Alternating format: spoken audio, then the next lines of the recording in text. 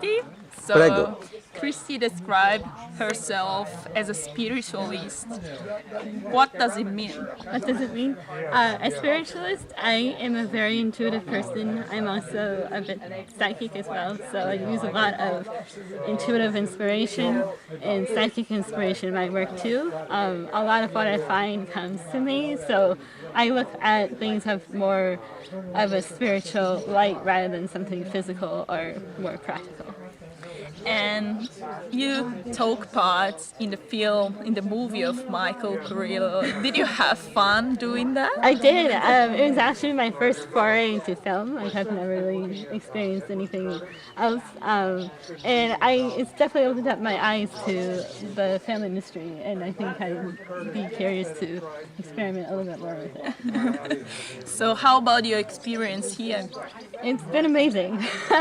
This is my first residency, so I just happened to, everything came together like just a few months before, and I was able to take the time off and come here, and I'm so glad I did, because it's definitely, I created a lot of new work and a lot of new potential work as well, and I don't always have a setup, so it's nice to come here and set my work up and then make a whole bunch and then take a break from it for a while and then set up again.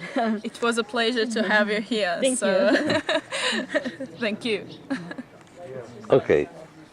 Okay. So it's like harder to get some sort of image on it, so like you have to find the right thickness between the types of flowers. That looks almost like a delphinium. You know the delphinium? And then this is a close-up of like that ball plant I showed you earlier. Yeah, beautiful. The geometry is unbelievable. And I think this is Spanish moss or some type of moss that's like growing outside, and the way it was like so flowery and kind of light and airy, it was really, it made a really nice photograph. It was a little bit too dry to electrocute, and then just eggs I found.